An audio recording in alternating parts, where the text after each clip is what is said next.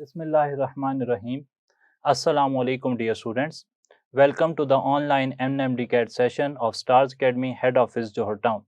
Today we are going to discuss about alcohols. So let's get started. Alcohols basically are hydroxyl derivatives of alkanes.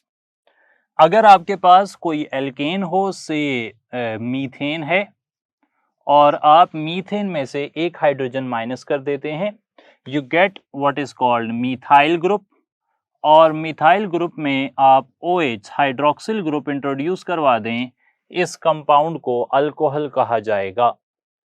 Alcohols का general formula CnH2n+1OH है in terms of hydroxyl group, यानी कि अगर आप hydroxyl group पूरा mention करेंगे तो इस तरह जनरल फार्मूला लिखा जाएगा, या फिर एक और तरीका CnH2n+2O भी होता है।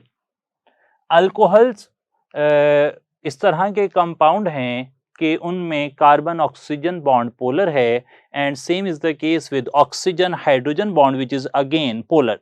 इसी बेस पर अल्कोहल्स की रिएक्टिविटी को एक्सप्लेन किया जाता है, जिसे थोड़ी देर में हम देखेंगे। अल्कोहल्स के अंदर जो मेन बॉन्डिंग है वो है कार्बन ऑक्सीजन बॉन्डिंग, और इस बॉन्डिंग के अंदर कार्बन का sp3 हाइब्रिड ऑर्बिटल यूज हुआ है और ऑक्सीजन का भी sp3 हाइब्रिड ऑर्बिटल यूज हुआ है, यानी कि कार्बन ने sp3 हाइब्रिडाइजेशन की हुई है यहां पर, और ऑक्सीजन ने भी sp3 हाइब्रिडाइजेशन की हुई है।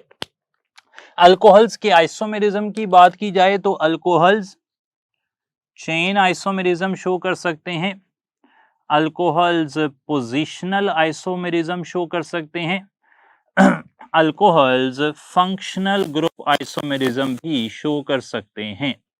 तो अल्कोहल्स तीन main type of isomerism show करती हैं, और ये तीनों की तीनों स्ट्रक्चरल आइसोमेरिज्म की फर्दर टाइप्स हैं। अल्कोहल्स अगर सैचुरेटेड हो, यहाँ पर हम सैचुरेटेड अल्कोहल्स की बात कर रहे हैं, तो वो मेटामेरिज्म या टॉटोमेरिज्म शो नहीं करते। लेकिन अगर अल्कोहल्स अनसैचुरेटेड हो, फॉर एग्जांपल अनसैचुरेटेड अल्कोहल में अभी हम एक मिसाल देख लेते हैं। अनसैचुरेटेड अल्कोहल्स वो शो कर सकती हैं टॉटोमेरिज्म। उसकी एक मिसाल मैं कोट कर देता हूं। ये मिसाल हमने एल्काइंस की रिएक्शंस में पढ़ी थी। ये एक अनसैचुरेटेड अल्कोहल है जिसे विनाइल अल्कोहल कहा जाता है, और ये टॉटोमेराइज होकर बनाती है एसीटल्डिहाइड। तो अनसैचुरेटेड जो अल्कोहल्स हैं वो टॉटोमेरिज्म भी शो कर सकती हैं, जबकि saturated alcohols chain isomerism, positional isomerism और फंक्शनल ग्रुप आइसोमेरिज्म शो करती हैं।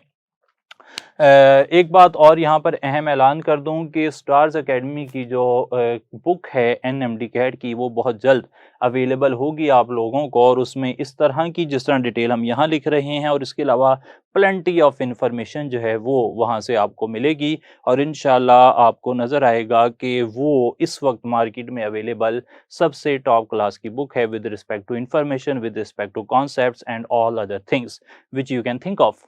तो ये अल्कोहल्स का एक जनरल इंट्रोडक्शन हमने देखा। अल्कोहल्स की क्लासिफिकेशन हमारे सिलेबस में शामिल है।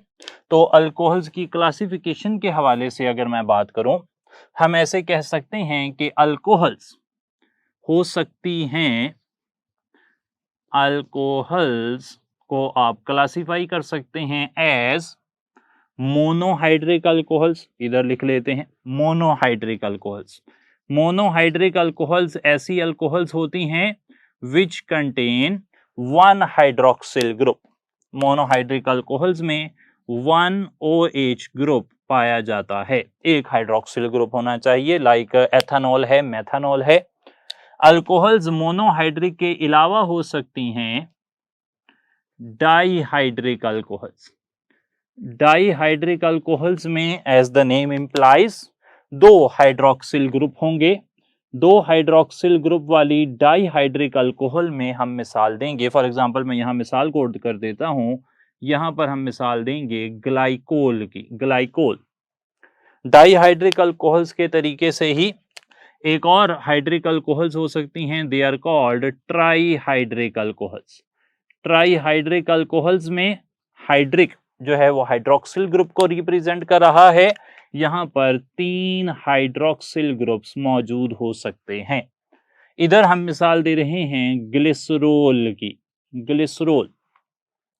और आखिर में एक और टाइप की अल्कोहल्स हैं and they are called polyhydric alcohols. तो पॉलीहाइड्रिक अल्कोहल्स में मैनी OH हो सकते हैं, बहुत सारे OH हो सकते हैं, और मैनी OH वाली एक पॉलीहाइड्रिक अल्कोहल की मिसाल हम दे देते हैं ग्लूकोज या फ्रुक्टोज। ये जो हैं इनमें बहुत सारे OH ग्रुप होते हैं। हम डाईहाइड्रिक, ट्राईहाइड्रिक या पॉलीहाइड्रिक अल्कोहल इस क्लासिफिकेशन को ज्यादा आगे नहीं लेकर जाते। We are concerned about monohydric alcohols. Monohydric alcohols की अगर बात की जाए तो ये फर्दर 3 तरह की हो सकती हैं। मोनोहाइड्रिक अल्कोहल्स हो सकती हैं प्राइमरी अल्कोहल्स,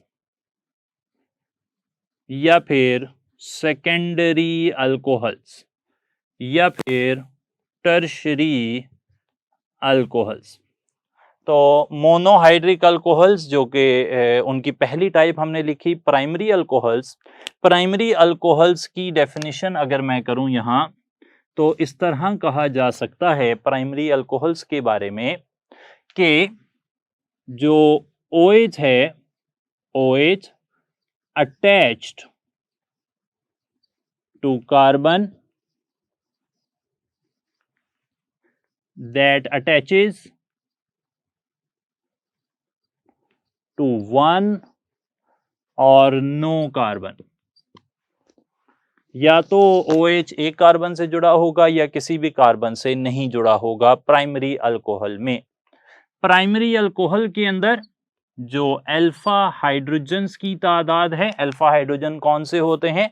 जो अल्फा कार्बन के साथ लगे होते हैं। अल्फा हाइड्रोजन्स की तादाद 2 या 3 हो सकती है। अल्फा हाइड्रोजन्स 2 या 3 होते हैं। इनका जो जनरल फार्मूला है, यानी कि आप इन्हें रिप्रेजेंट अगर करना चाहें, कैसे रिप्रेजेंट कर सकते हैं? इन्हें आप लिख सकते हैं RCH2OH। ये प्राइमरी अल्कोहल्स को लिखने का तरीका है। प्राइमरी अल्कोहल्स की एक मशहूर मिसाल एथानॉल है। आप देख सकते हैं कि फंक्शनल ग्रुप OH के साथ जो कार्बन है, जिसे आप अल्फा कार्बन कह रहे हैं, उसके साथ 2 हाइड्रोजन हैं। इसी तरीके से मेथानॉल में 3 हाइड्रोजन यहाँ पर होते हैं। ये बात हमने वाज़ेह कर ली है कि कुछ टीचर्स भी और हमारी किताब भी 2 ग्रुप्स में तकसीम है। कहीं वो मेथानॉल को प्राइमरी अल्कोहल कहती है, कहीं प्राइमरी अल्कोहल नहीं कहती, उसे एक सेपरेट क्लास के तौर पर डील करती है। लेकिन हम ओवरऑल उसे प्राइमरी अल्कोहल में ही क्लासीफाई कर रहे हैं, क्योंकि कोई और क्लासिफिकेशन क्लियर कट इंडिकेटेड नहीं है बुक में कि ये मेथानॉल किसी और क्लास में कहाँ फॉल करती है। टीचर्स उसका नाम कुछ और लिखवा रहे हैं, उनके पास सोर्सेज भी हैं, लेकिन हमने टेक्स्ट बुक के अंदर रहते हुए ही जो डाटा सही है उसे सही कह देना है। अगर कोई चीज़ टेक्स्ट बुक से कॉन्ट्राडिक्ट कर रही है, we are not going with that, we are not buying that. तो हम जो लिखा है उसी की तरफ चलेंगे, और इसके अलावा और कोई चीज़ इससे अच्छी हो भी नहीं सकती कि हम टेक्स्ट बुक की जो डोमेन है उसके अंदर ही रहकर अपने सवालों के जवाब ढूंढें। सेकेंडरी अल्कोहल्स जो हैं उनके अंदर एज द नेम इम्प्लाइज के जो OH है, OH attaches to carbon that is further attached with 2 carbon atoms। तो यहाँ पर कुछ इस तरह की सिचुएशन नजर आएगी और एक हाइड्रोजन यहाँ लगा होगा फॉर एग्जाम्पल। तो यहाँ पर हम अगर फॉर्मूला बताएं तो R2CHOH इस टाइप का फॉर्मूला होगा। यहाँ आप देख सकते हैं कि जो अल्फा हाइड्रोजन है उसकी तादाद पीछे 2 या 3 तक हो सकती थी, यहाँ पर अल्फा हाइड्रोजन सिर्फ 1 होता है। सेकेंडरी अल्कोहल्स में अल्फा हाइड्रोजन ओनली 1 होता है, जैसा कि जनरल फार्मूला में भी नजर आ रहा है। एक मिसाल कोड कर लेते हैं तो 2 प्रोपानोल जिसे आप कहते हैं, वो आइसोप्रोपाइल अल्कोहल, वो एक सेकेंडरी अल्कोहल की मिसाल है। टर्शरी अल्कोहल्स की बात की जाए तो टर्शरी अल्कोहल्स के अंदर सेम इज द केस के OH is attached to carbon which is further attached to 3 carbon atoms, और यहाँ पर सिचुएशन कुछ इस तरह नजर आती है। ये तीनों जो है ना वो कार्बन लगे होते हैं। ये जनरल फार्मूला कोड करूं तो R3COH, यहाँ पर जो फंक्शनल ग्रुप के साथ कार्बन है जिसे आप अल्फा कार्बन कह रहे हैं, उसके साथ जो हाइड्रोजन है उन्हें कहा जाता है अल्फा हाइड्रोजन। यहाँ पर अल्फा हाइड्रोजन्स की तादाद 0 होती है। कोई अल्फा हाइड्रोजन टर्शरी अल्कोहल्स में नहीं पाया जाता। मिसाल की बात की जाए तो मिसाल आप यहाँ कोट करेंगे CH3CCH3CH3 OH, tertiary butyl alcohol इसे कहा जाता है। Tertiary butyl alcohol is a tertiary alcohol. ये थी जी क्लासिफिकेशन ऑफ अल्कोहल्स। इसके बाद है नॉमेनक्लेचर, उसके बारे में काफ़ी सारी इंफॉर्मेशन हम पहले से देख चुके हैं। आप किताब को और हमारे प्रीवियस लेक्चर को जो कि नॉमेनक्लेचर से रिलेटेड था उसको मिक्स करके अगर देखेंगे तो इंशाल्लाह आपको नॉमेनक्लेचर के हवाले से सारी चीज़ें क्लियर नज़र आएंगी। फिलहाल हम बात कर रहे हैं इस कॉन्सेप्ट को समझने के लिए दो एग्जाम्पल्स की। तो पहली एग्जांपल जो यहां कोड की जा रही है वो ये है कि 2-मिथाइल 1-प्रोपेनोल इज अल्कोहल। 2-मिथाइल 1-प्रोपेनोल किस किस्म की अल्कोहल है? Is it A primary alcohol और सेकेंडरी अल्कोहल और टर्शरी अल्कोहल और क्वाटरनरी अल्कोहल? अच्छा, 2-मिथाइल 1-प्रोपेनोल किस टाइप की अल्कोहल है? तो आपने इसको ड्रॉ करना है। मैं बिल्कुल जी शॉर्टकट्स में यकीन नहीं रखता। शॉर्टकट्स उस हद तक सही हैं जब तक कि वो रिपीट किए जा रहे हों। फॉर एग्जांपल, आपको एक टाइप ऑफ क्वेश्चन, यही टाइप ऑफ क्वेश्चन, ये वाला क्वेश्चन हमने यहाँ पे आपसे पूछ लिया, 2-मिथाइल 1-प्रोपेनोल इज एन अल्कोहल। अभी हम इसका आंसर देखेंगे और आंसर में हमें पता लग जाता है ये प्राइमरी है या सेकेंडरी है, टर्शरी है या क्वाटरनरी है, जो भी है, जो भी जवाब आ गया हमारा।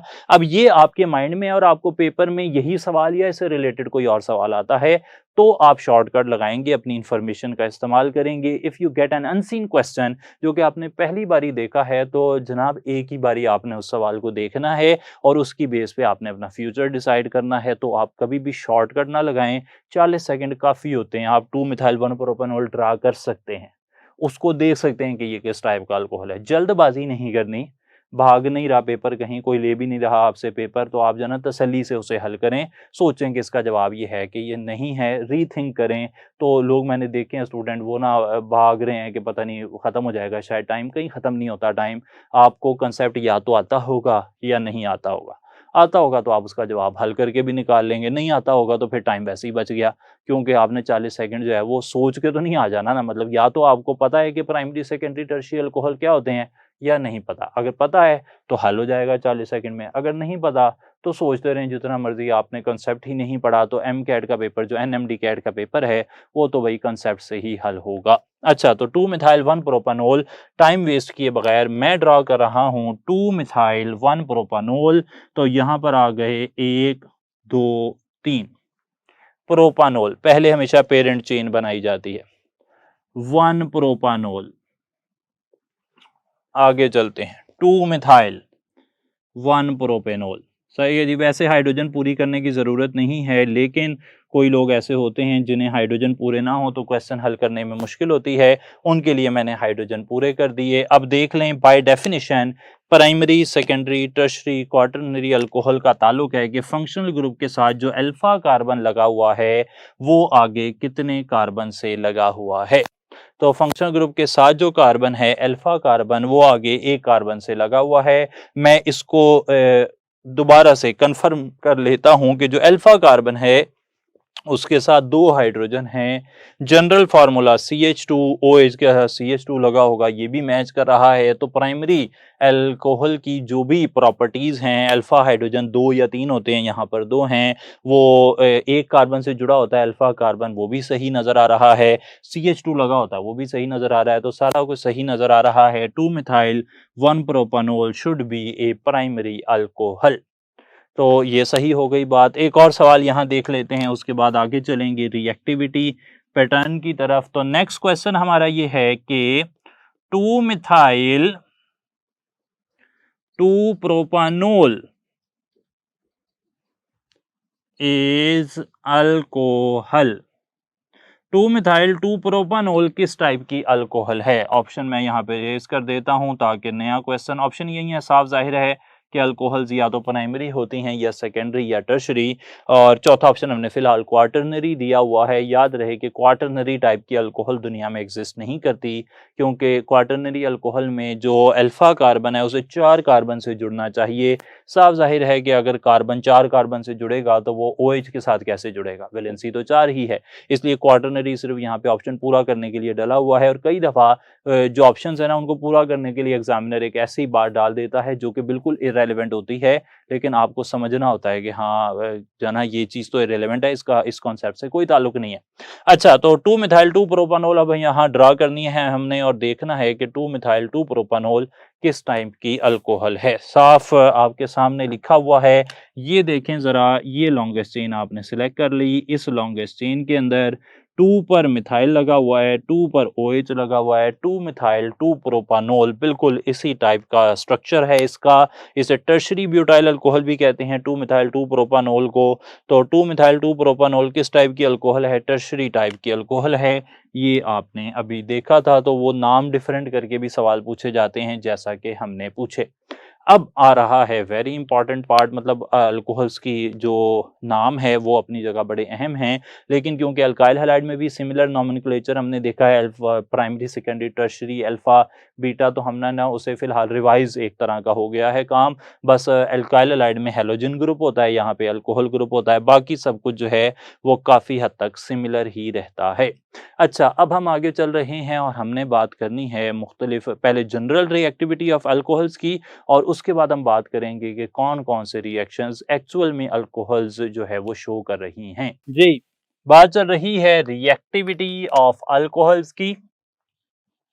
Reactivity,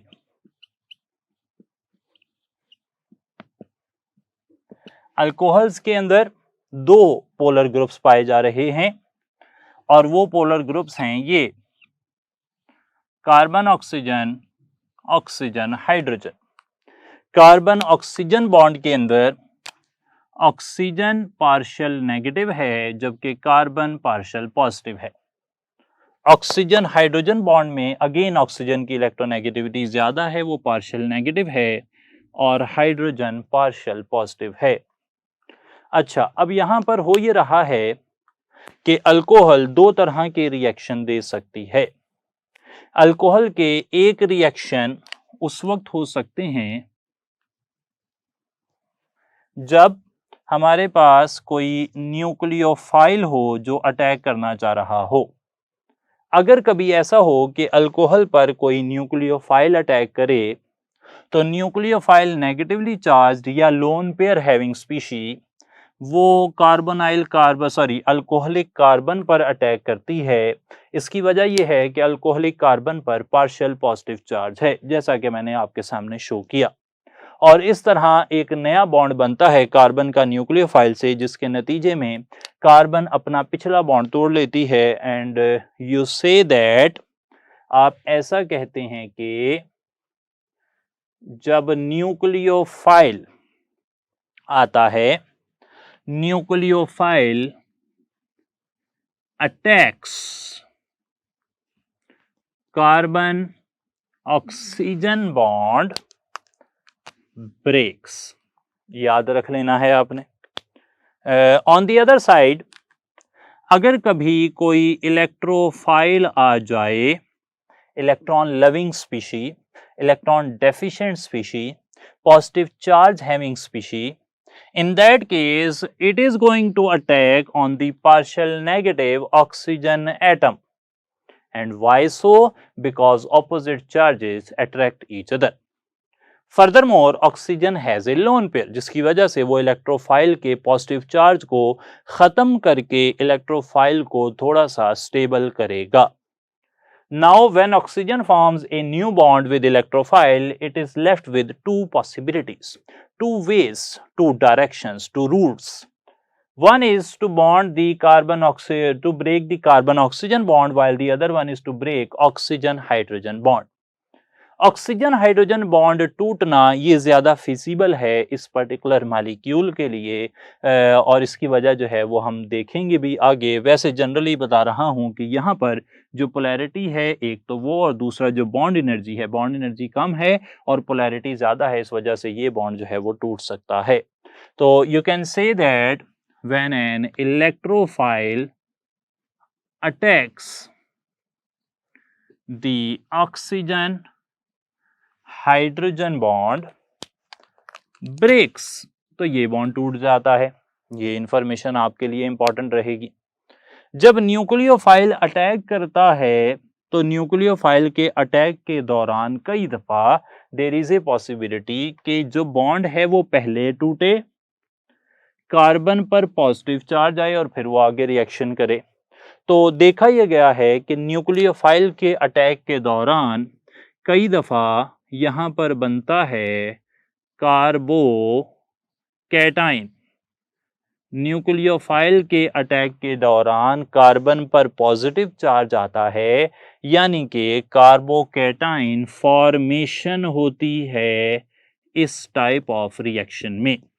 and when there is a formation of carbocation, तो कार्बोकैटाइन जो है वो टर्शरी वाले ज्यादा स्टेबल होते हैं। हम पढ़ चुके हैं डिहाइड्रेशन ऑफ अल्कोहल में, and dehydration of alcohol is again this type of reaction जिसमें कार्बन ऑक्सीजन बॉन्ड टूटता है। अच्छा, कार्बोकैटाइन जब भी बनेगा तो याद रख लें कि अल्कोहल्स की रिएक्टिविटी का ऑर्डर ये होगा।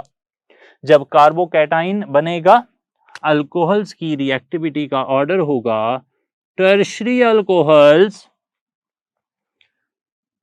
are more reactive than secondary alcohols, which are in turn more reactive than primary alcohols, while the least reactive is methyl alcohol.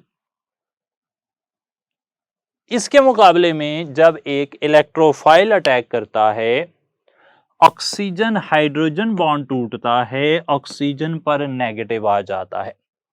Oxygen पर नेगेटिव आने से बनता है elk oxide ion. Elk oxide ion बनता है। Elk oxide ion इस तरह की स्पीशी को कहते हैं जी, एल्काइल ग्रुप के साथ ऑक्सीजन। याद रहे कि ऑक्सीजन जिस पर नेगेटिव चार्ज है उसके साथ जितना बड़ा एल्काइल ग्रुप लगा होगा उतना ही जो रिएक्टिविटी है वो अफेक्ट हो जाएगी। यानी कि अगर O के साथ बड़ा एल्काइल ग्रुप लगा है तो वो चीज स्टेबल नहीं है। टर्शरी एल्कोक्साइड आयन बिल्कुल स्टेबल नहीं है, सेकेंडरी कम और प्राइमरी और कम। सही है जी। अच्छा, तो यहाँ पे रिएक्टिविटी इलेक्ट्रोफाइल के हिसाब से मैं लिख देता हूँ। याद रहे कि जो मेथ ऑक्साइड है, मिथाइल अल्कोहल है, वो ज़्यादा रिएक्टिव है, उसके बाद प्राइमरी अल्कोहल ज़्यादा रिएक्टिव है, उसके बाद सेकेंडरी अल्कोहल ज़्यादा रिएक्टिव है और उसके बाद टर्शरी अल्कोहल ज़्यादा रिएक्टिव है। तो कार्बोकैटाइन बनेगा तो टर्शरी अल्कोहल ज्यादा रिएक्टिव होंगी, एल्कोक्साइड आयन बनेगा तो फिर प्राइमरी अल्कोहल ज्यादा रिएक्टिव होंगी। ये बात आपने जहन नशीन कर लेनी है। तो ये चीज है न्यूक्लियोफाइल और इलेक्ट्रोफाइल के अटैक करने में एक डिफरेंस, और ये डिफरेंस के हवाले से आपको काफी इंफॉर्मेशन पूछी जा सकती हैं जिनमें से काफी ज्यादा हम कोशिश करेंगे कि आज लाजमी डिस्कस करें। अब हम एक टेबल बनाने लगे हैं और इस टेबल के अंदर हम देखते हैं कि कार्बन ऑक्सीजन बॉन्ड जब टूटता है तो कौन कौन से reactions carbon oxygen bond breaks वाली क्लासिफिकेशन में आते हैं, उनमें क्या कंडीशन लगाई जाती हैं, मेन प्रोडक्ट क्या है और बाई प्रोडक्ट क्या है। तो उस तरह का टेबल हम यहाँ बनाने की कोशिश कर रहे हैं। चलें स्टार्ट करते हैं जी। ये जगह हमें चाहिए होगी सारी। तो हम लिखते हैं कि मेन बात तो ये है कि कोई अल्कोहल हमने स्टार्टिंग मटेरियल लेनी है, तो just imagine what we are dealing with is methyl alcohol. हमारा स्टार्टिंग मटेरियल जो है वो मिथाइल अल्कोहल है और वो अलग अलग रिएजेंट से रिएक्ट कर रहा है डिफरेंट कंडीशंस में और डिफरेंट प्रोडक्ट बना रहा है। सो हमारा जो सबसे पहला रिएक्टेंट है वो रिएक्टेंट हो गया SOCl2। SOCl2 इस रिएक्टेंट के साथ जो कंडीशन लगानी पड़ेगी वो कंडीशन होगी सॉल्वेंट, और वो है पिरिडीन। SOCl2 को पिरिडीन की मौजूदगी में मिलाया जा रहा है। तो क्या प्रोडक्ट बन रहा है? यहां पर प्रोडक्ट बनता है इथाइल क्लोराइड। मैंने ये बता दिया कि इथाइल क्लोराइड जो है वो यूनिवर्सल प्रोडक्ट नहीं है, क्योंकि हमारा स्टार्टिंग मटेरियल इथाइल को अल्कोहल है, इसलिए हमने इथाइल क्लोराइड को प्रोडक्ट लिख दिया। यहां साइड प्रोडक्ट्स क्या बन रहे हैं? साइड प्रोडक्ट्स भी कई दफा अहम हो जाते हैं। पर्टिकुलरली हम एक मिसाल कोट करेंगे PCl3 PCl5 की। वो पास पेपर्स में 2-3 साल जो है वो रिएक्शन आता रहा है सिर्फ बाई प्रोडक्ट्स के हवाले से कि यहाँ पे बाई प्रोडक्ट क्या बनते हैं। तो यहाँ पर बाई प्रोडक्ट बनते हैं SO2 प्लस HCl। इस रिएक्शन को बड़ा ही अच्छा जो है इस रिएक्शन के साथ अगर मैं क्लासीफाई करूं तो ये इस टाइप का रिएक्शन बन रहा है। फिलहाल बेसिकली हम रिएक्शन यही वाले देख रहे हैं जिनमें कार्बन ऑक्सीजन बॉन्ड टूट रहा है। तो डेफिनेटली इस रिएक्शन के अंदर टर्शरी अल्कोहल ज्यादा रिएक्टिव होंगी सेकेंडरी प्राइमरी से, और सबसे कम रिएक्टिव होगी मीथाइल अल्कोहल। ये हो गया जी पहला रिएक्शन। अब मैं दूसरा रिएक्शन लिखता हूं। इसी टाइप का काफी रिएक्शन है इस सिम्थ में जो चल रहे हैं।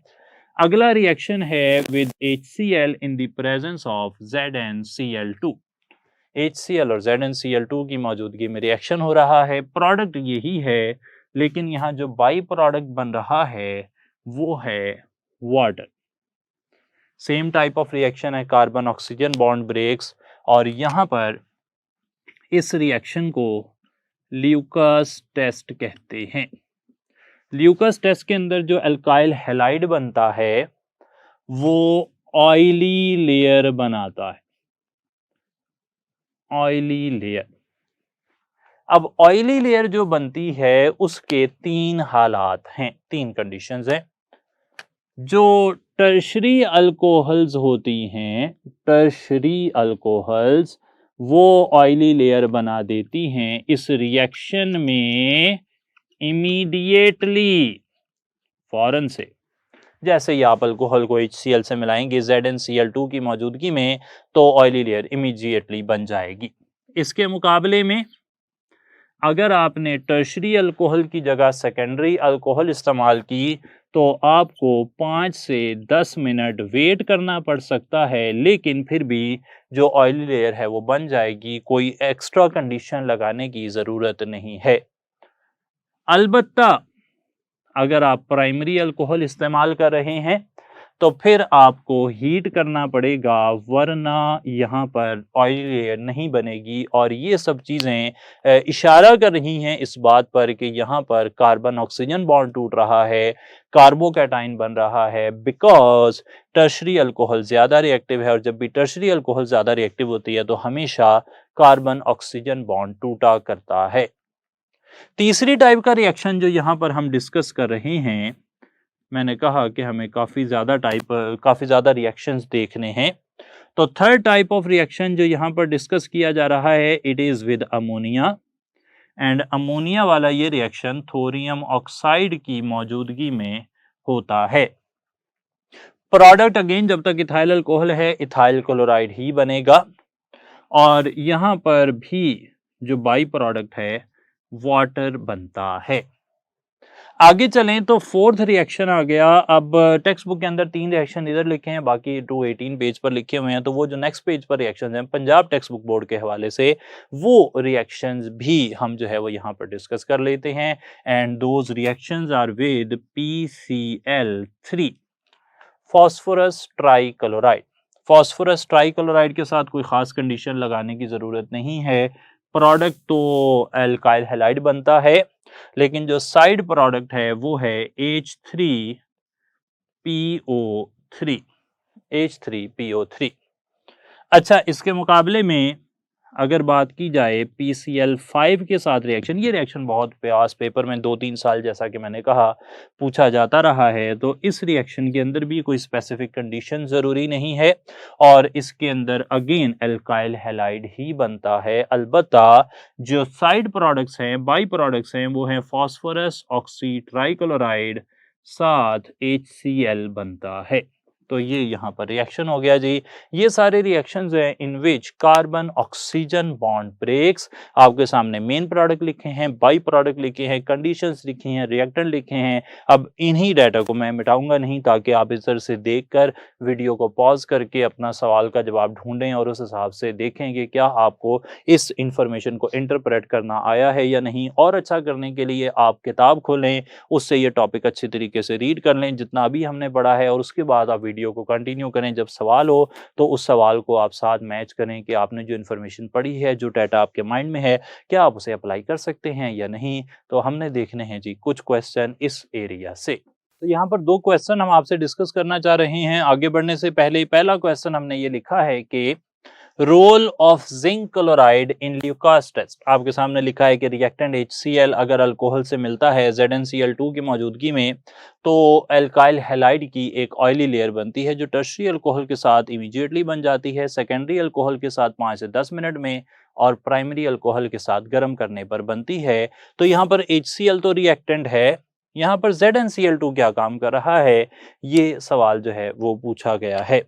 अच्छा, ऑप्शंस बना लेते हैं। क्या ल्यूकास टेस्ट में जिंक क्लोराइड का काम है to increase the acidity of alcohol,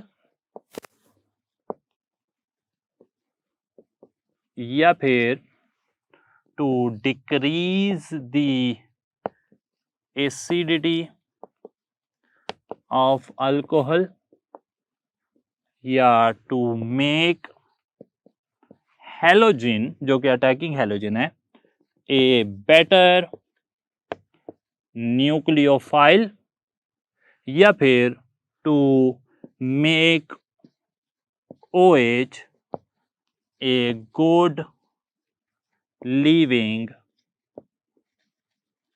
group. तो ZnCl2 यहां पर क्या काम कर रहा है। याद रहे कि ZnCl2 यहाँ पर एक कैटलिस्ट का काम करता है और इसका मोड ऑफ एक्शन, काम करने का तरीका यह है कि दरअसल जो भी अल्कोहल है आपके पास उसमें जो OH है, याद रख ले OH, मैं जरा थोड़ा सा बैकग्राउंड एल्काइल हैलाइड से आपके सामने डिस्कस करने के लिए लेकर आ रहा हूं। आपने एल्काइल हैलाइड्स के अंदर ये रिएक्शन पढ़ा था कि एल्काइल क्लोराइड है for example SN2 reaction. Last lecture में हमने पढ़ा कि अगर हम एल्काइल हैलाइड को हाइड्रो ऑक्साइड से मिलाते हैं तो हाइड्रो ऑक्साइड एक पावरफुल न्यूक्लियोफाइल है, वो यहां पर अल्कोहल बना देता है एक्वस KOH, याद करें, और क्लोराइड निकल जाता है। अब OH एक पावरफुल न्यूक्लियोफाइल है एज कंपेयर टू Cl। ये बात मैं बिल्कुल यकीन के साथ कह रहा हूं कि OH एक बेटर न्यूक्लियोफाइल है देन क्लोराइड। इसको साबित करने के लिए मेरे पास वो फॉर्मूला भी है कि जिसका एसिड स्ट्रांग होता है उसका लीविंग ग्रुप भी स्ट्रांग होता है। तो HCl स्ट्रॉन्ग एसिड है, इसलिए इससे जो Cl नेगेटिव बनेगा वो भी गुड लीविंग ग्रुप होगा। वाटर वीक एसिड है तो वाटर से बनने वाला जो लीविंग ग्रुप है वो भी वीक है। तो ये न्यूक्लियोफाइल अच्छा है, लीविंग ग्रुप बुरा है। तो OH जो है वो इस रिएक्शन में Cl को डिस्प्लेस कर सकता है। अगर OH नेगेटिव Cl को डिस्प्लेस कर सकता है तो इस रिएक्शन में जिसकी हम बात कर रहे हैं उसमें क्लोराइड, HCl से क्लोराइड आ रहा है और ये RCl बना रहा है, हाइड्रोक्साइड को डिस्प्लेस कर रहा है। तो ये वाला रिएक्शन जनाब फिजिबल है, ये रिएक्शन होता है, ये हमने लास्ट टाइम देखा है। अब ये रिएक्शन भी अगर स्पॉन्टेनियस है, ये भी फिजिबल है, तो फिर ये वाला रिएक्शन रिवर्सिबल होना चाहिए, क्योंकि प्रोडक्ट देखे ना, एल्काइल हैलाइड से अल्कोहल बनी, क्लोराइड बना, और दूसरे रिएक्शन में क्लोराइड अल्कोहल से रिएक्शन कर रही है। अगर ये रिएक्शन इस तरफ स्पॉन्टेनियसली जा रहा है और ये रिएक्शन भी स्पॉन्टेनियस है, तो फिर असल में तो दोनों रिएक्शन एक दूसरे में इंटर कन्वर्टेबल होने चाहिए, लेकिन ऐसा नहीं होता। होता यह है कि अल्कोहल का बनना एक स्पॉन्टेनियस रिएक्शन है, लेकिन एल्काइल हैलाइड का बनना स्पॉन्टेनियस रिएक्शन नहीं है। ये खुद नहीं हो सकता जी, क्योंकि हाइड्रोक्साइड पावरफुल न्यूक्लियोफाइल है, उसे क्लोराइड डिस्प्लेस नहीं कर सकता।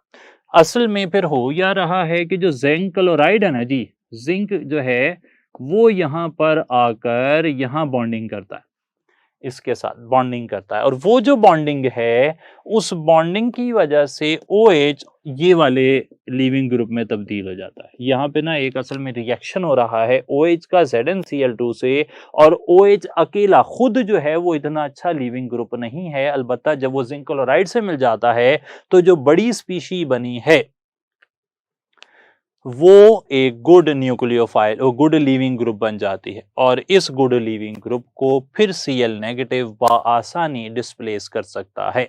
तो आप कहेंगे कि क्लोराइड जो है वो OH को डिस्प्लेस नहीं कर सकता, लेकिन जो जिंक क्लोराइड है वो OH को एक गुड लीविंग ग्रुप में तब्दील करता है, और जब वो गुड लीविंग ग्रुप में तब्दील होता है तो फिर क्लोराइड इस पोजीशन में है कि उसे डिस्प्लेस कर दे। So what is the function of zinc chloride in Lucas test? To make OH a good leaving group which is otherwise not a good leaving group. अच्छा, एक और बात यहां पर देखें, यहां पर हमने 4 रिएक्शन लिखे हैं और सवाल ये पूछा जा रहा है कि स्टेबिलिटी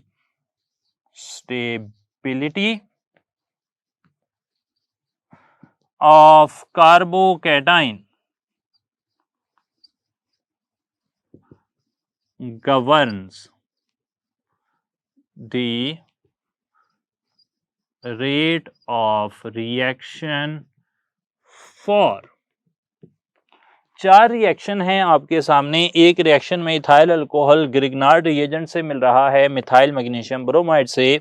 दूसरे रिएक्शन में इथाइल अल्कोहल सोडियम से मिल रहा है। तीसरे रिएक्शन में इथाइल अल्कोहल जो एस्टिक एसिड है, यहाँ पे प्रोडक्ट जो है वो लिख दिया हमने, प्रोडक्ट नहीं रिएक्टेंट है, एस्टिक एसिड, उससे मिल रहा है।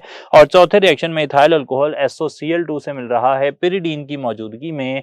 कौन से रिएक्शन की जो रेट ऑफ रिएक्शन है वो स्टेबिलिटी ऑफ कार्बोकैटाइन पर डिपेंड करता है।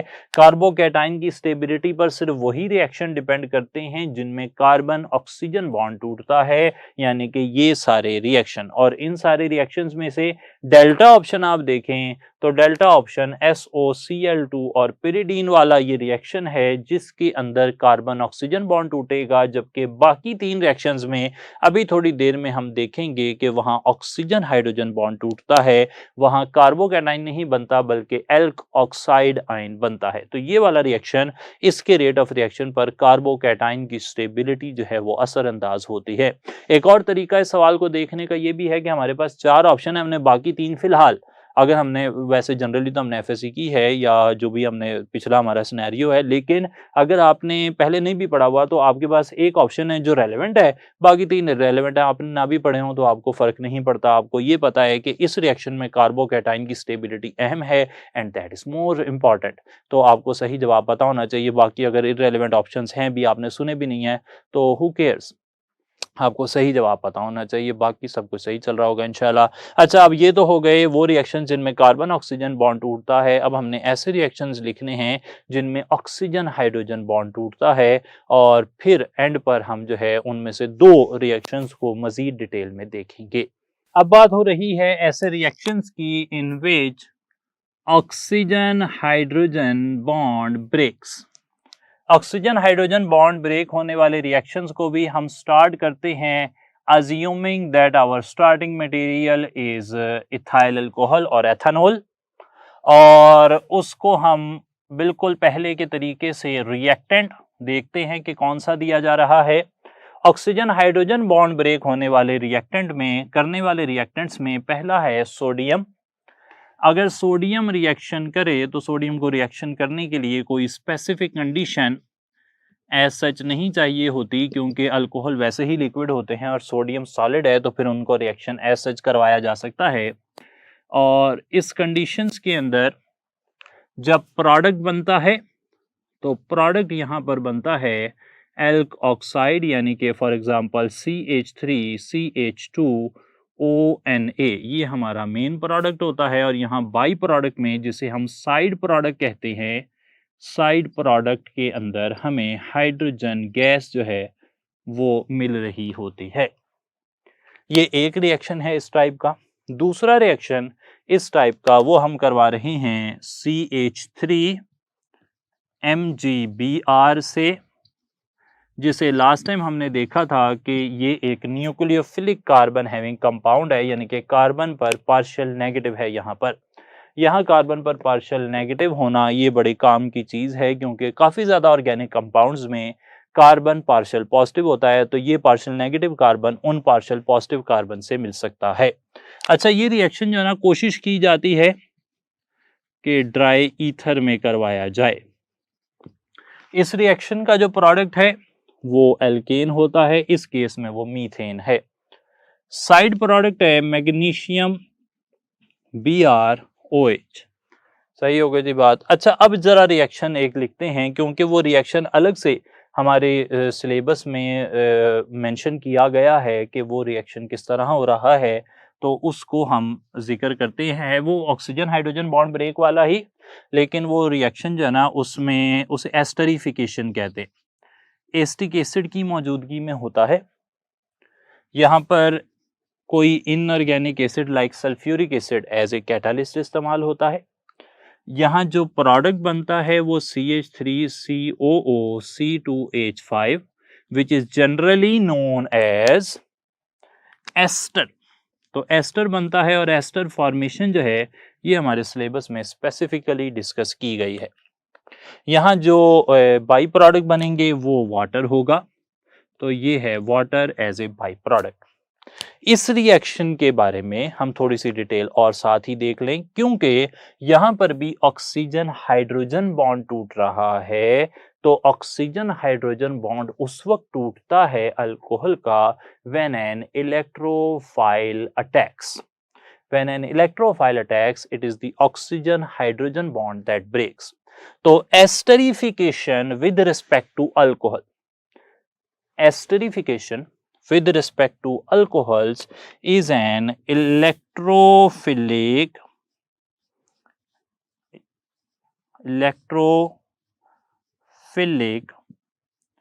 substitution reaction. एक अहम लाइन हो गई। Esterification with respect to alcohols proceeds according to the following rate of reaction. जो प्राइमरी अल्कोहल है उसकी रिएक्टिविटी ज्यादा है, सी मिथाइल मेथनॉल की सबसे ज्यादा, उसके बाद primary alcohol, secondary alcohol, tertiary alcohol.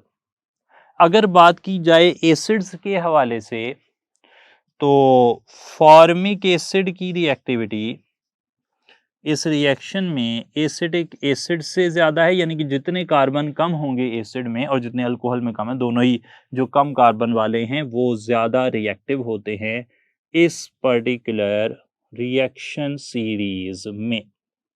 ये लेना, ये है एस्टरिफिकेशन, जिसमें का oxygen hydrogen of alcohol breaks. तो ये आपने याद रखना है। इलेक्ट्रोफिलिक सब्स्टिट्यूशन रिएक्शन है, बड़ी इंपॉर्टेंट बात है। इसी तरीके से एक और रिएक्शन है जिसको बहुत ज्यादा हाईलाइट किया गया है, वो है dehydration of alcohols. Although dehydration of alcohols to form alkenes हमने लास्ट चैप्टर्स में देखा हुआ है, वो अपनी जगह वो भी अहम है, वो हमने करना ही है। यहाँ पर हम जो 218 पेज पर पंजाब टेक्स्ट बुक बोर्ड के हवाले से जो रिएक्शन है जिसमें अल्कोहल जो है वो एल्कीन के साथ ईथर जो है वो बनाती है, हम उसकी बात करना चाह रहे हैं। तो अल्कोहल से ईथर बनाने का रिएक्शन है। असल में इस तरह है कि अल्कोहल से ईथर बनाने का रिएक्शन यहाँ हम मेंशन कर लेते हैं। उसमें जो हमारा रिएक्टेंट होता है वो होता है अल्कोहल, और उसको आप 140 डिग्री सेंटीग्रेड पर सल्फ्यूरिक एसिड से मिलाते हैं, तो वो बन जाता है इस तरीके से डाई इथाइल ईथर। और इस रिएक्शन में इंपॉर्टेंट थिंग इज दैट कि it is the carbon oxygen bond that breaks. और अगर यहाँ कार्बन ऑक्सीजन बॉन्ड ब्रेक हो रहा है, पहले स्टेप में कार्बन ऑक्सीजन बॉन्ड ब्रेक होता है जी, तो कार्बन ऑक्सीजन बॉन्ड अगर ब्रेक हो रहा है तो फिर यहाँ सबसे ज्यादा रिएक्टिव होंगी tertiary alcohols, then secondary alcohols, then primary alcohols and at the end methyl alcohol. तो ईथर फॉर्मेशन में टर्शरी अल्कोहल्स ज्यादा रिएक्टिव है, जबकि ये दूसरी तरफ एस्टर फॉर्मेशन में प्राइमरी अल्कोहल ज्यादा रिएक्टिव होती हैं। ये इंफॉर्मेशन आपने याद रखनी है। It is called dehydration. ये जो रिएक्शन है ना जी, इसे डिहाइड्रेशन कहते हैं, लेकिन ये डिहाइड्रेशन ईथर बनाने के लिए की जा रही है। अच्छा जी, अब हमने जब तमाम तर मेजर डोमेन्स ऑफ टॉपिक्स हमने डिस्कस कर लिए हैं, तो अब टाइम है कुछ क्वेश्चंस डिस्कस करने का, और उन क्वेश्चंस को देखकर फिर हमें कुछ अंदाज़ा होगा कि क्या चीज़ हमारे काम में आ रही है। चलें फिर कुछ क्वेश्चंस देखते हैं जी। कुछ क्वेश्चंस आपसे डिस्कस करने हैं। पहला क्वेश्चन हमने आपके सामने ये रखा है कि इन विच ऑफ दीज रिएक्शंस, या identify the reaction, identify reaction in which alcohol acts as acid। तो चार रिएक्शन है आपके सामने। आप सवालात को हल करने से पहले जो नोट्स आपने अभी तक हासिल किए हैं उनको अपने सामने रखें, टेक्स्ट बुक को अपने सामने रखें, ताकि, क्योंकि रिएक्शन बेस्ड क्वेश्चंस हैं, ताकि आपके पास डाटा मौजूद हो और आप उसे फ़ौरन से क्रॉस मैच कर रहे हों हमारी दी गई इंफॉर्मेशन के साथ, और कोई भी कंफ्यूजन शुरू ना हो सके। तो पहला क्वेश्चन हमने ये रखा, identify the reaction in which alcohol acts as an acid. Alcohol as an acid जब काम करती है तो एसिड की प्रॉपर्टीज मैंने आपसे कुछ डिस्कस की थी, उनमें से एक प्रॉपर्टी हमने एल्काइंस में भी डिस्कस की थी, उसी प्रॉपर्टी को हम यहां भी लेकर आ रहे हैं। एसिड्स की प्रॉपर्टी ये होती है कि वो मेटल के साथ रिएक्शन करने पर हाइड्रोजन गैस रिलीज करते हैं। तो अल्कोहल का रिएक्शन आप अगर चार्ली ऑप्शन देखें तो यहां पर साइड प्रोडक्ट्स में आप अपना टेबल जो मैंने ड्रॉ करवाया देख सकते हैं, यहां हाइड्रोजन गैस बनती है। तो अल्कोहल जब सोडियम मेटल से रिएक्ट करती है हाइड्रोजन गैस बनाने के लिए, so it is a type of reaction in which it evolves hydrogen gas, which is a property of an acid. So you can say that in this particular reaction alcohol is acting as an acid. यहाँ दोनों पर तो carbon oxygen bond टूटता है, तो इसलिए इनमें तो हम एसिड का कंसेप्ट नहीं लगा सकते। अलबत्ता यहाँ पर भी ऑक्सीजन हाइड्रोजन बॉन्ड टूट रहा है, तो लोग कह सकते हैं कि जी हाइड्रोजन तो यहाँ भी जा रही है, लेकिन वो हाइड्रोजन एज H2 नहीं जा रही, और हाइड्रोजन मेटल के साथ रिएक्ट करके H2 गैस बनाना ये एसिड की प्रॉपर्टी है। तो इस पर्टिकुलर रिएक्शन में alcohol acts as an acid. एक और क्वेश्चन देखते हैं, एस्टरिफिकेशन। एस्टरिफिकेशन जिसकी हमने बात की अभी, with respect to acid is. ये बात तो तय हो गई कि एस्टरिफिकेशन अल्कोहल्स के हिसाब से इलेक्ट्रोफिलिक सब्स्टिट्यूशन रिएक्शन है, जिसमें किसी को कोई डाउट नहीं होना चाहिए। लेकिन अगर हम एसिड्स की बात करें, जैसा कि हम कार्बोक्सिलिक एसिड वाले टॉपिक में आगे जाकर करेंगे भी, ये एसिड का फॉर्मूला है। एसिड जब अल्कोहल से रिएक्शन करता है HOC2H5 फॉर एग्जांपल, तो एसिड का रिएक्शन फाइनल फॉर्म में इस तरह नजर आता है, CH3CO, ब्लू मार्कर इस्तेमाल कर लेते हैं, OC2H5। डिफरेंस क्या है? OH is being replaced by OC2H5. OH is a nucleophile, and O(C2H5) is another nucleophile. तो एक न्यूक्लियोफाइल दूसरे न्यूक्लियोफाइल से रिप्लेस हो जाता है, यानी कि ये एक न्यूक्लियोफिलिक सब्स्टिट्यूशन रिएक्शन है with respect to carboxylic acids. Carboxylic acids के हिसाब से ये न्यूक्लियोफिलिक सब्स्टिट्यूशन रिएक्शन है, अल्कोहल्स के हिसाब से ये इलेक्ट्रोफिलिक सब्स्टिट्यूशन रिएक्शन है। और ना सिर्फ ये, हर रिएक्शन जो एक रिएक्टेंट के लिए न्यूक्लियोफिलिक होता है वो दूसरे रिएक्टेंट के लिए इलेक्ट्रोफिलिक होता है। तो एक न्यूक्लियोफिलिक रिएजेंट एक इलेक्ट्रोफिलिक रिएजेंट से रिएक्शन करता है, ये आइडिया भी हमने यहां से देख लिया। नेक्स्ट क्वेश्चन है, Lucas test is the fastest with Lucas test किस रिएक्टेंट के साथ सबसे जल्दी जो है वो रिजल्ट देता है। हम जानते हैं कि ल्यूकास टेस्ट में क्योंकि टूट रहा है कार्बन ऑक्सीजन बॉन्ड, तो टर्शरी अल्कोहल्स की रिएक्टिविटी सेकेंडरी और सेकेंडरी की प्राइमरी से ज्यादा है। एन ब्यूटाइल अल्कोहल एक प्राइमरी अल्कोहल है, you can draw it. Isobutyl alcohol is another primary alcohol, you can draw it. And secondary butyl, as the name implies, secondary alcohol है, तो secondary alcohol, secondary butyl alcohol, इसकी reactivity सबसे ज्यादा होगी, तो इसकी reactivity जो है वो ज्यादा होगी। सही है जी, सेकेंडरी अल्कोहल है, सिंपल। कार्बोकैटाइन की स्टेबिलिटी की बेस पर हमने आइडिया लगा लिया। नेक्स्ट क्वेश्चन देखते हैं। Next question is reaction of alcohol with which of these does not give water। तो अल्कोहल चार रिएजेंट्स हैं, अमोनिया है, HCl है, सल्फ्यूरिक एसिड है, PCl3 है। किसके साथ रिएक्शन में अल्कोहल वाटर मॉलिक्यूल जनरेट नहीं करती? अगर अल्कोहल को अमोनिया से मिलाया जाएगा तो it is the carbon oxygen bond which breaks, तो OH अल्कोहल से आएगा, हाइड्रोजन यहां से आएगी, वाटर बनेगा।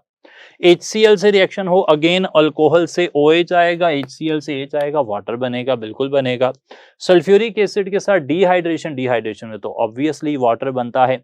लेकिन अल्कोहल जब PCl3 से रिएक्शन करती है तो हमारा साइड प्रोडक्ट आप जो टेबल बना हुआ है उसमें देख लें, वो बनता है H3PO3 and no water molecule is formed. Actually the phosphorous acid molecule is formed, तो वहां पे फास्फोरस एसिड मॉलिक्यूल बनता है। एक सवाल, ये बड़ा टेक्निकल सवाल है जनाब, इसमें हम जो है थोड़ा सा एडवांस लेवल की इंफॉर्मेशन यूज कर रहे हैं, लेकिन हमारी कोशिश है कि हम आपको जो है ना बात पहुंचा दें आप तक। तो इसी तरह का एक सवाल थोड़ी देर पहले हुआ था और अभी ये अगेन उसी टाइप का एक सवाल है। अच्छा जी, सवाल ये पूछा जा रहा है कि which reaction involves breakage of oxygen hydrogen bond first। अच्छा, इनमें से किस रिएक्शन में ऑक्सीजन हाइड्रोजन बॉन्ड पहले टूटता है? पहले टूटने से मुराद ये है कि मैकेनिज्म में पहले ऑक्सीजन हाइड्रोजन बॉन्ड टूटता है, बाद में फिर ओवरऑल जो भी रिएक्शन होना है वो हो जाएगा। अगर आप गौर करें तो मैंने यहाँ पर अल्फा, बीटा, चार्ली और डेल्टा चारों वो रिएक्शन लिखे हैं जिनमें ओवरऑल कार्बन ऑक्सीजन बॉन्ड टूटता है। तो इन सब रिएक्शंस में जो है वो कार्बन ऑक्सीजन बॉन्ड टूटता है। नेक्स्ट क्वेश्चन आ गया हमारे पास कि which reaction involves formation of gaseous by products only. यानी कि यहाँ पर चार रिएक्शन है with HCl, PCl3, PCl5, SOCl2, लेकिन इनमें से कौन सा रिएक्शन है जिसमें मेन प्रोडक्ट, डेफिनेटली यहाँ पर अल्कोहल है, इथाइल अल्कोहल, तो इससे इथाइल क्लोराइड ही मेन प्रोडक्ट बनेगा। लेकिन जो बाई प्रोडक्ट्स हैं, सवाल उनके हवाले से है कि कौन सा ऐसा रिएक्शन है जिसमें जो बाई प्रोडक्ट्स बन रहे हैं दे आर ओनली गैसेस।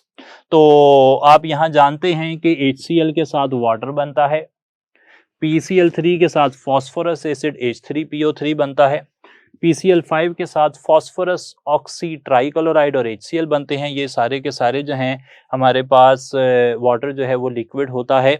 और दूसरे रिएक्शन में फास्फोरस एसिड वो भी लिक्विड होता है, तीसरे रिएक्शन में POCl3 लिक्विड होता है, जबकि जो चौथा रिएक्शन है SOCl2 के साथ, इसके बाई प्रोडक्ट होते हैं SO2 और HCl and these are both gases. तो ये दोनों गैसेस हैं जी। याद रख लें कि इस रिएक्शन के अंदर जो दोनों बाई प्रोडक्ट बन रहे हैं दे आर बोथ गैसेस। आगे चलते हुए एक और सवाल देख लेते हैं। इस सवाल में पूछा यह जा रहा है to prepare ethane the correct reaction mixture is. तो आप बनाना चाह रहे हैं ईथेन, आपने रिएक्शन में लिखे हुए हैं रिएक्टेंट अल्कोहल्स और ग्रिग्नार्ड रिएजेंट्स। हम जानते हैं कि ग्रिग्नार्ड रिएजेंट जो है ये ऑक्सीजन हाइड्रोजन बॉन्ड को ब्रेक करता है। अगर ग्रिग्नार्ड रिएजेंट, एक जनरल ग्रिग्नार्ड रिएजेंट लिखते हैं, एक जनरल ग्रिग्नार्ड रिएजेंट RMgX, ये ग्रिग्नार्ड रिएजेंट का जनरल फार्मूला है। इसे किसी जनरल अल्कोहल्स ROH से मिलाया जाए तो रिएक्शन का मैकेनिज्म ये है कि ग्रिग्नार्ड रिएजेंट का R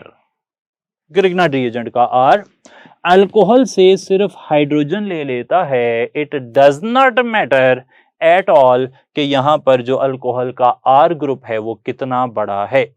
जितने ग्रिग्नार्ड रिएजेंट में कार्बन हैं, एल्केन में भी उतने ही कार्बन आएंगे, जबकि जो बाकी ग्रुप है, जो हमारा दूसरा ग्रुप है अल्कोहल का OR- वो बाई प्रोडक्ट में चला जाता है। So if we want to prepare ethane में 2 कार्बन है एल्केन में, तो 2 कार्बन वाला एल्केन बनाने के लिए हमें ग्रिग्नार्ड रिएजेंट 2 कार्बन वाला चाहिए है, ना कि अल्कोहल 2 कार्बन वाली। क्योंकि अल्कोहल में कार्बन चाहे 2 हो, चाहे 3 हो, चाहे 1 हो, इससे कोई फर्क नहीं पड़ता। जो ग्रिग्नार्ड रिएजेंट है अगर उसमें 2 कार्बन होंगे, ग्रिग्नार्ड रिएजेंट में 2 कार्बन होंगे, तो उससे एल्केन भी 2 कार्बन वाला बनेगा। तो हमें ढूंढना है ऐसा रिएक्शन इन चारों में से जिनमें ग्रिग्नार्ड रिएजेंट में 2 कार्बन हो, and that is Charlie option. Delta में 3 कार्बन है ग्रिग्नार्ड रिएजेंट में, ये देख लें।